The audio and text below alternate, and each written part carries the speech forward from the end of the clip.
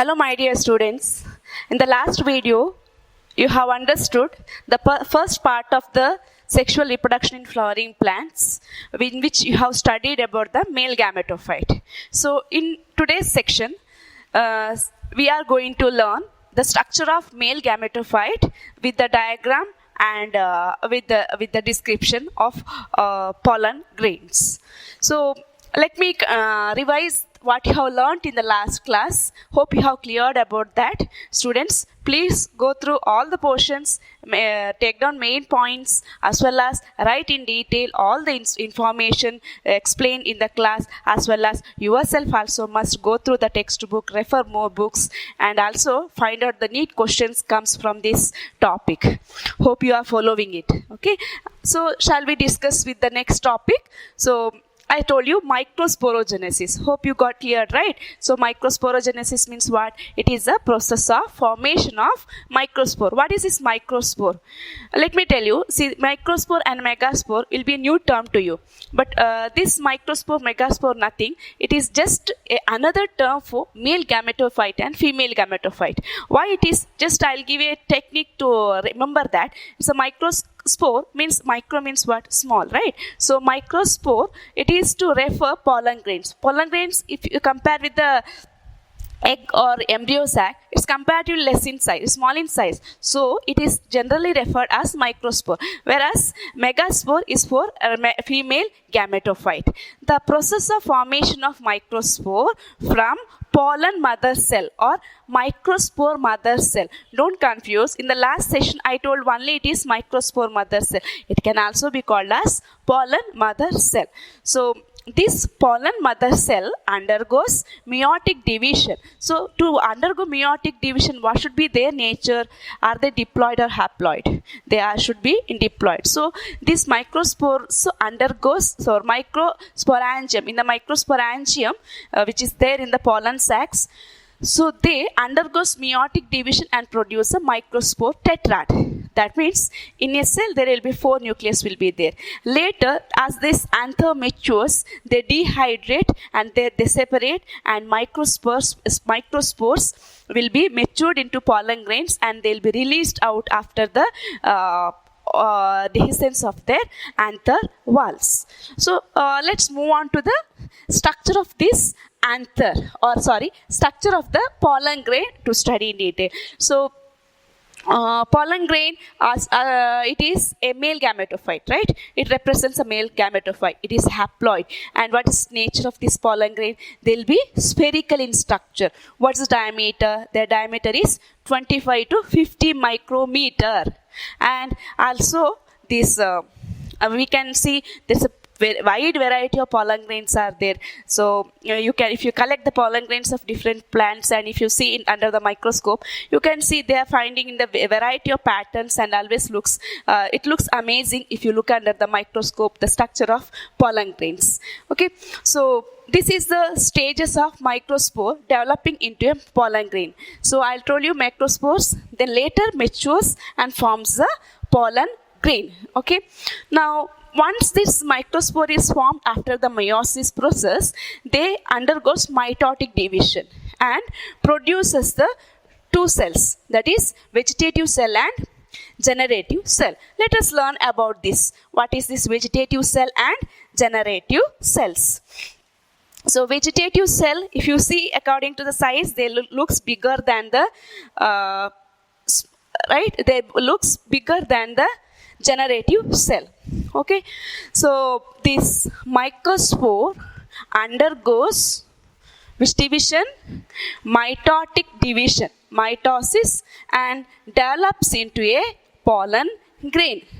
And you can see it has 2 walls. Okay, I have drawn here 2 layers. That means it has 2 walls in that. It has 2 layers for this protection. So that outer wall is called as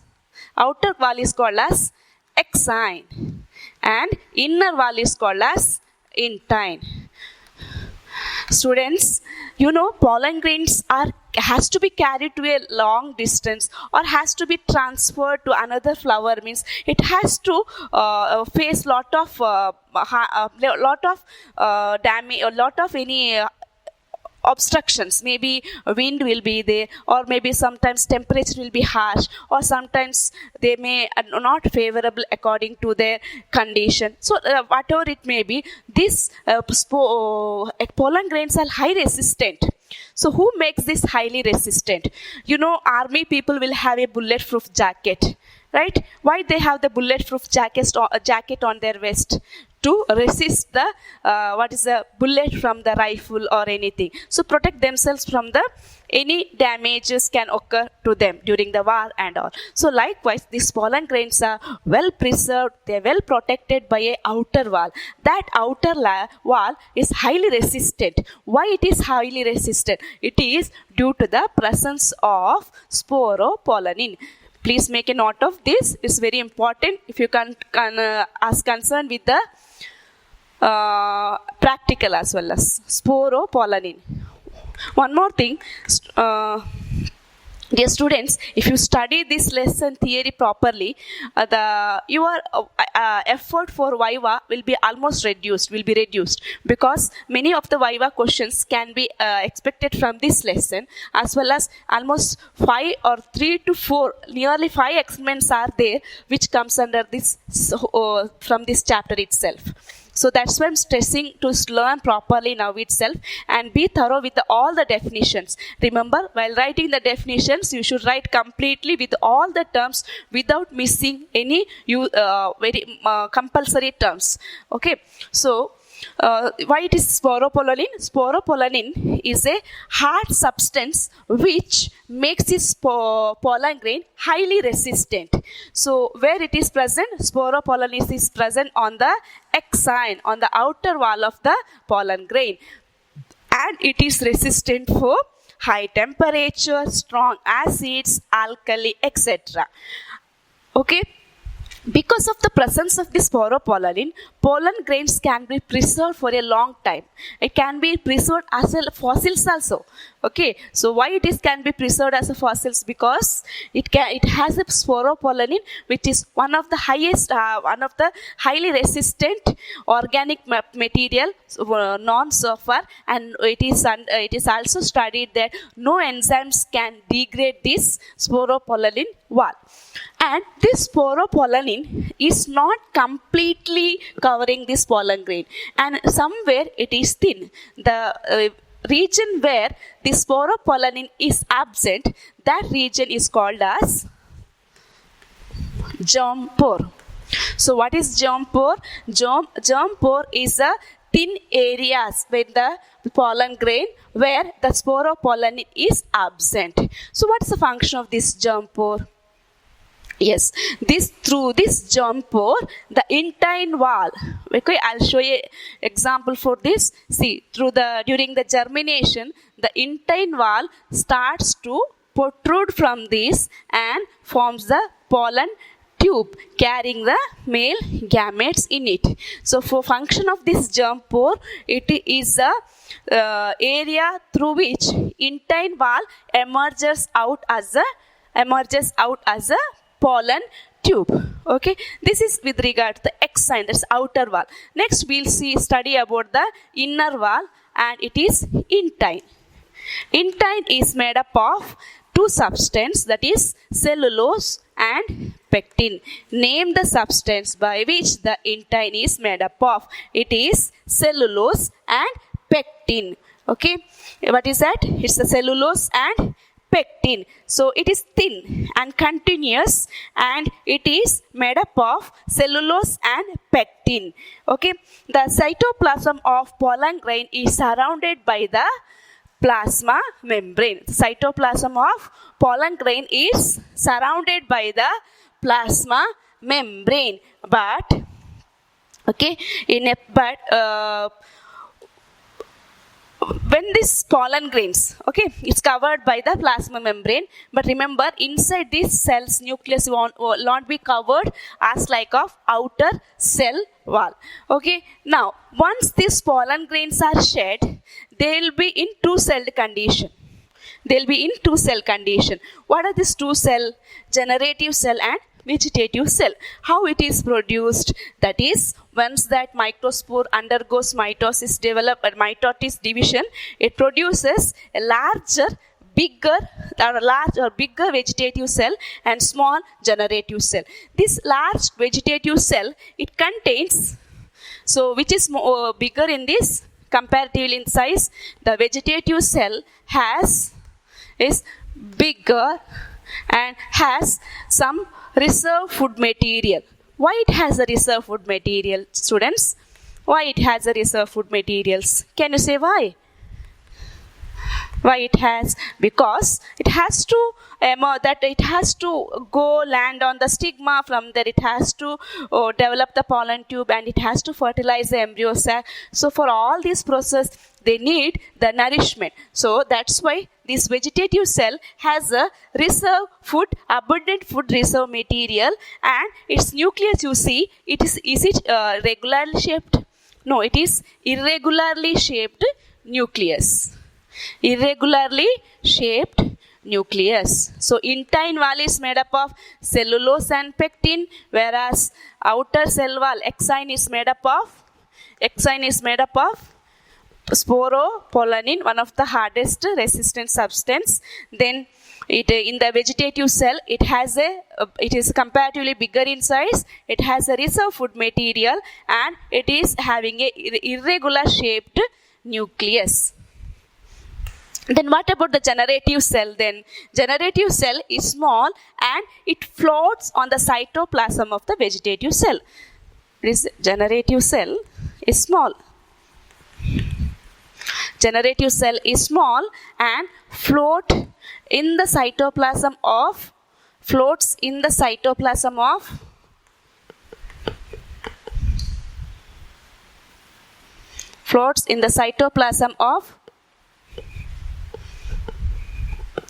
vegetative cell.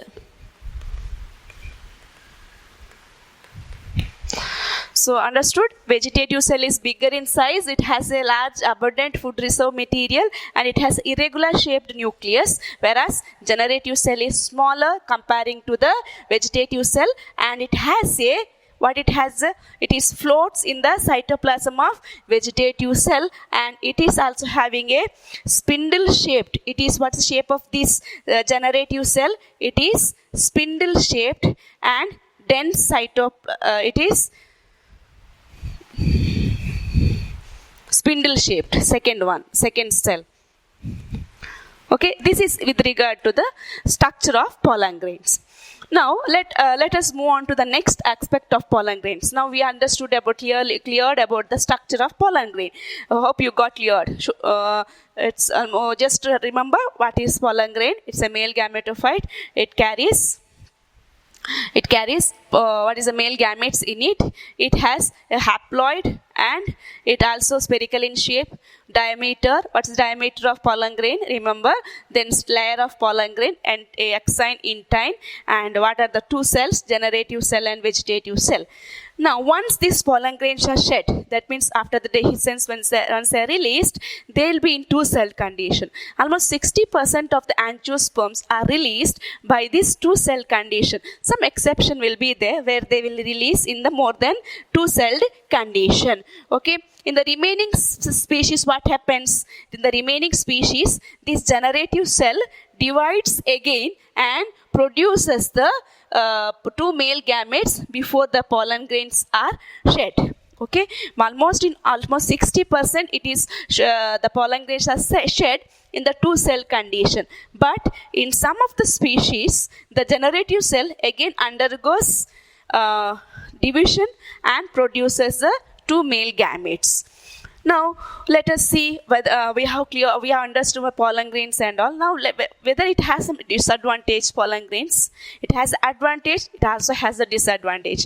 Disadvantage is that you might have heard of some of the plants which causes allergy. Parthenium communist gira. Nenapidya communist giraddu.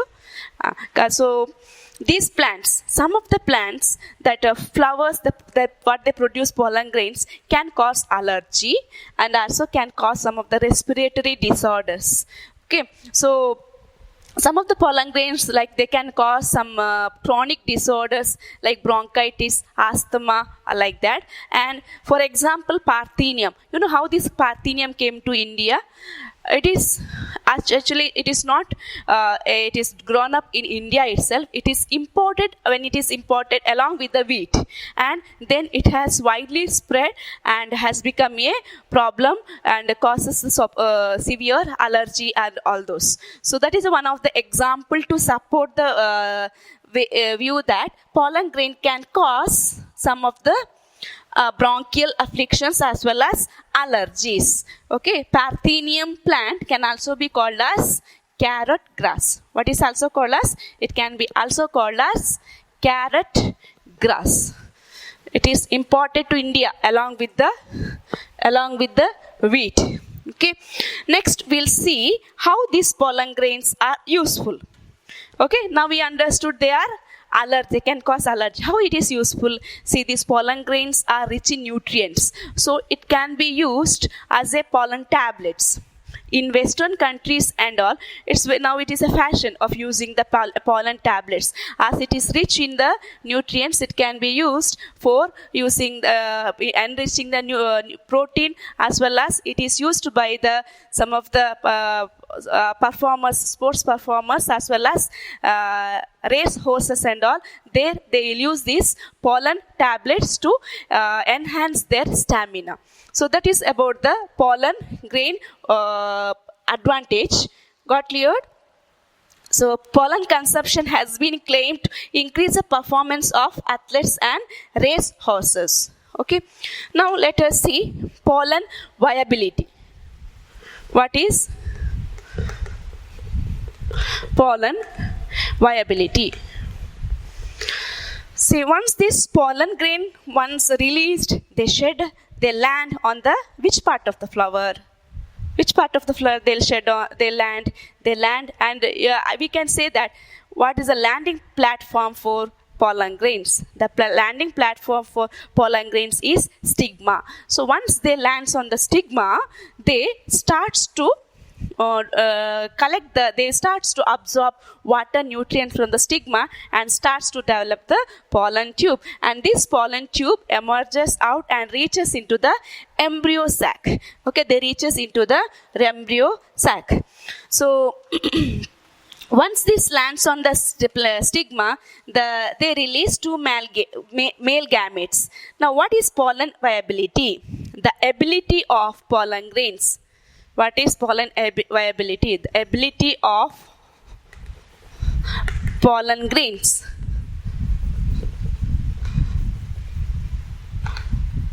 so ability of pollen grains to deliver male gametes into embryo sac. Ability of pollen grains to deliver male gametes into embryo sac is called as pollen viability. Okay, what is pollen viability? Ability of pollen grains to deliver male gametes into embryo sac. And this viability varies from plants to plants. Okay, I'll give two examples. Okay, two examples to show the pollen viability in wheat and rice. What is the pollen viability? You know, in the wheat and rice, it can viable only for 30 minutes. How much time it can be able to live? Within 30 minutes, it has to land and it has to produce the pollen tube, or else it cannot germinate. Okay, so viability of wheat and rice is 30 minutes. Whereas in plants family like Leguminosae, like in pea plant, then Rosaceae, Leguminosae, Rosaceae and all, they can viable up to months. Up to months, maybe 1 month, 2 months, 3 months. So almost for a month they can be viable. So this shows a variation among the pollen viability. Okay, next we'll understand how can these pollen grains can be preserved and can be used for the future use. You might have heard of artificial insemination. Have you heard of AI? That is artificial insemination. You'll be learning in the reproductive health chapter also. So artificial insemination means storing of semen or sperm of animals or of even human beings for the future use. It can be preserved and can be used for the future use. Likewise, these pollen grains also can be used for crop breeding program. Like seed bank. You know bank, right? Bank is mainly for investing money. So likewise, we have a seed bank for crop breeding program. So like that, there is also a process, or it is aspect called as, what is AI? Here it is artificial insemination. Why I brought this artificial insemination topic here? To correlate how can be this semen and as well as the sperm can be used for the artificial insemination in animals and human beings. Likewise, pollen grains can also be preserved and can be used for crop breeding program. So that process is called as cryopreservation. Please mark it, it's important. Cryopreservation. What is cryopreservation? What is cryopreservation? Cryopreservation means storing of pollen grains. What is the cryopreservation means? Storing of pollen grains in large number. Okay, I'll write here. Cryopreservation means storing of pollen grains. I'm writing the short form. Students, please, you have to understand. Okay, storing of pollen grains of large number of species. Okay, when you are collecting the pollen grains, it should not be a one species and all, because for many purpose we have to, it should have a good purpose. It has to serve many purpose. So storing of pollen grains of large number of species, storing of pollen grains of large number of species for years. For years in liquid nitrogen under minus 196 degree Celsius. Okay, so what is cryopreservation? It is the storing of pollen grains of large number of species for years in liquid nitrogen under which temperature? Under minus 190 degree Celsius. This is called as cryopreservation. So it can be used as pollen banks. So why it is cryopreservation? It's like a pollen banks. How the seed banks are there for developing many varieties of crops in crop breeding program and plant breeding program and all. They will preserve the seeds which is of desired character, and they'll use for in the further in the future use. So likewise, this pollen grain also can be used in the future for our own purpose, for benefit of mankind. So this is with regard to the pollen grain, and hope you got cleared about the advantage, disadvantages, and as well as their preservation. Okay, so understand this can be asked for 1 mark, cryopreservation.